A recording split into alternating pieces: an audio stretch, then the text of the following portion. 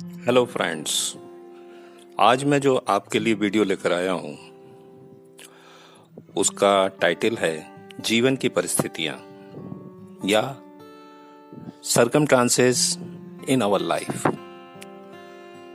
देखो, जब कभी हम जीवन की समस्याओं में उलझ जाते हैं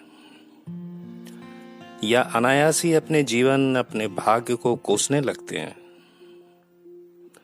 लेकिन कभी ये सोचा है कि क्या ये सही है?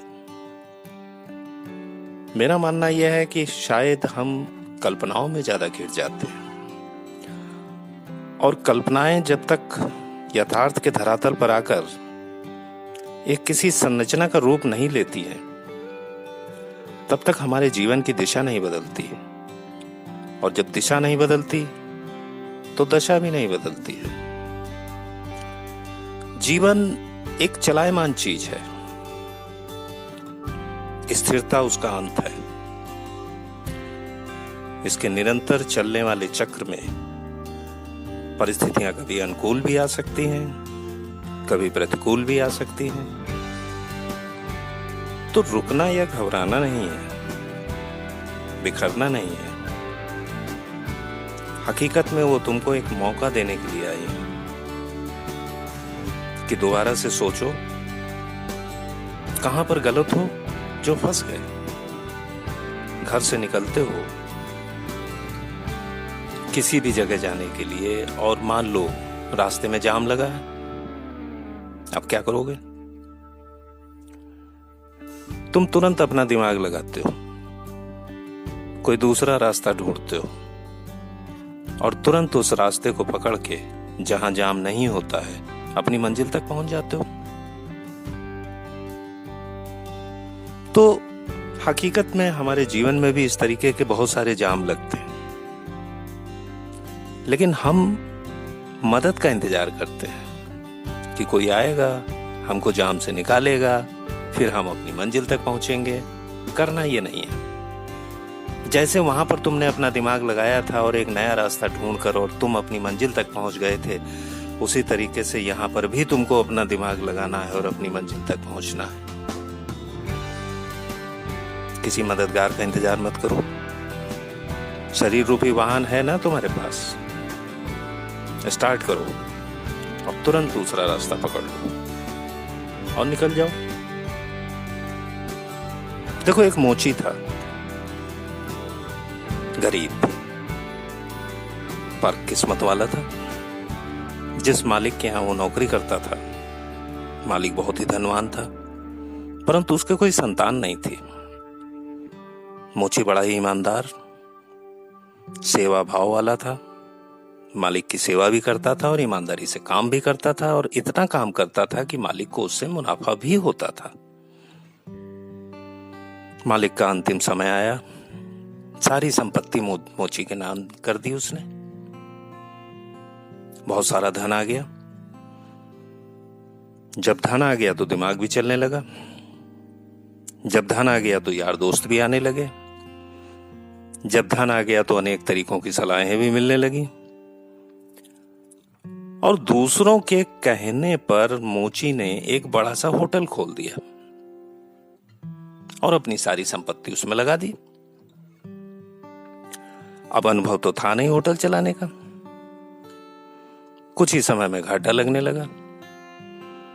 काम करने वाले पैसा खाने लगे और नौबत यहां तक आ गई कि होटल बिकने का समय आ गया।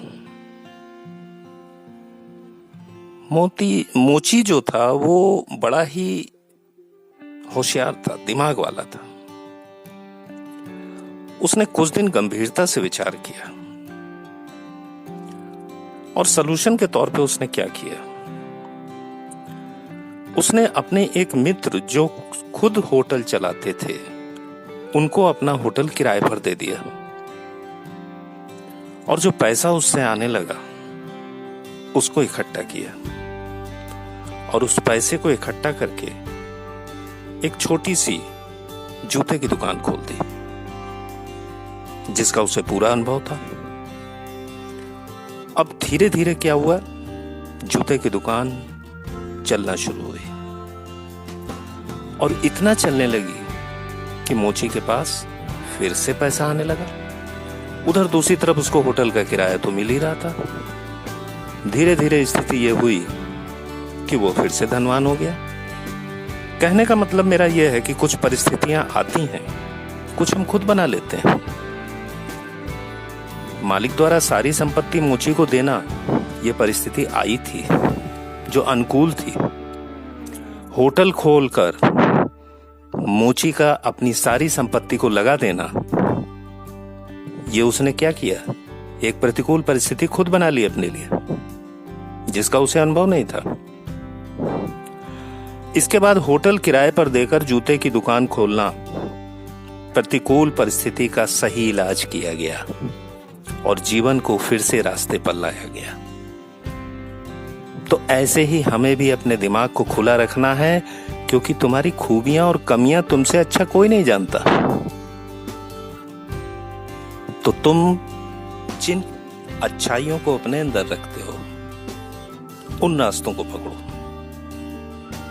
और मेरा मानना है कि अगर तुम ऐसा करते हो और ईमानदारी से चलते हो, तो दुनिया की कोई ऐसी परिस्थिति नहीं है जो तुम्हें अपनी मंजिल पाने से रोक सके। हाँ, ये जरूर है कि अपनी पूरी ऊर्जा का संचय करो और फिर अपने काम में लगाओ। दूसरी चीज, दूसरों को कम देखो, अपने काम को ज्यादा देखो।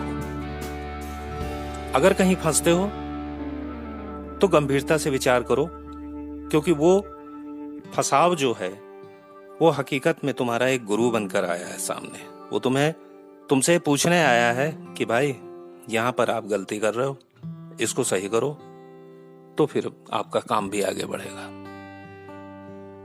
तो फ्रेंड्स, ये जीवन है और इसमें परिस्थितियां आती और जाती हैं। हमको घबराना नहीं है, हमको बढ़ना है, क्योंकि मेरा मानना यह है कि सारी संभावनाएं तुम्हारे अंदर विद्यमान हैं और तुम जो चाहोगे वो कर सकते हो, और उसको करने से तुम्हें कोई रोक भी नहीं सकता है।